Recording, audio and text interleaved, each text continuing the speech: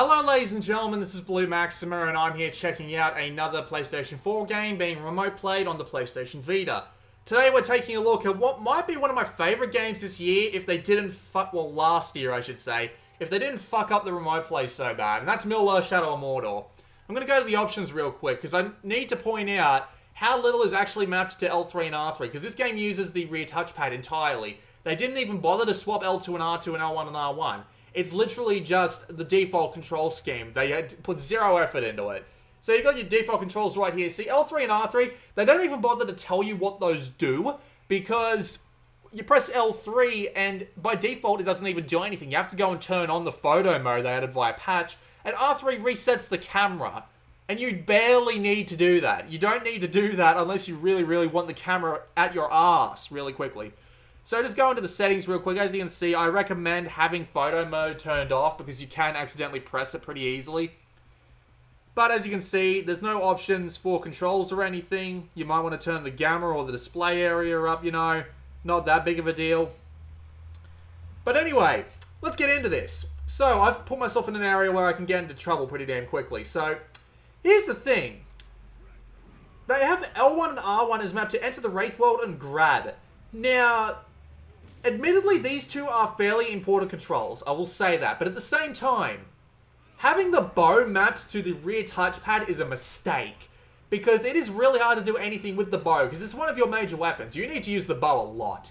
And having it mapped to the rear touchpad so that you can't really move, aim, and then do the aiming with the bow and firing at the same time really comfortably is a massive pain in the ass. Also, stealth is mapped to the rear touchpad. This game would have worked perfectly with putting L1 and R1 on the front touchpad in the bottom left and bottom right. Because right now, all the touchpad does is bring up the map.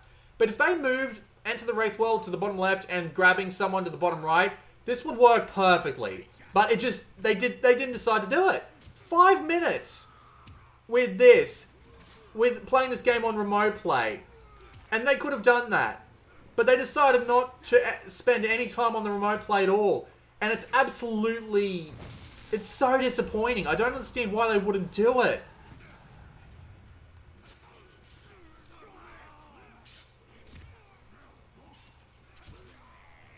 Because the game even requires you to press L2, be aiming your bow, and then press X to do a shadow strike. Imagine doing this while you're on the move at all. Like, watch. I'm going to try and shadow strike this guy. So I have to hold it to this, and then I have to tab that. That is so uncomfortable to need to do, because you have to move your... I forgot how to do executions. You have to move your thing so much. It's so... It's a massive pain in the ass. And 5 minutes... 5 minutes with this game being played over remote play, they could have made this so much better. They massively screwed this up. You're telling me over the years it took to actually develop this game that they didn't play it in remote play for 5 minutes. To make such a little thing. Like, see, L3 does nothing. R3 resets the camera. That would be fine on the rear touchpad. Hell, you could hide it. You could hide the rear touchpad and have it not have... That's my friendly guy. You could hide that on the rear touchpad and it would be completely and utterly irrelevant. Right? I mean, you wouldn't even need to worry about the rear touchpad because setting the rear touchpad like camera reset off just by accident isn't that big of a deal. Really, it isn't. It's not that big of a deal at all. I don't understand why they even bothered, really. It's a disappointing remote play scheme, and I really wish they put more effort into it. Because I can't play it with the things on the rear touchpad like that, because I love swapping between using the sword and the bow. I do it a lot in this game, and I just can't. Not with the scheme set up the way it is. It's just too imprecise. I can't stand it. I don't really need to say anything else about the control scheme, so I'm going to end it off here.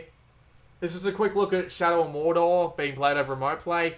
Don't do it. It's nowhere near optimal. Play it on a PS4 controller. This has been Blue Maxima, and I'll see you all next time.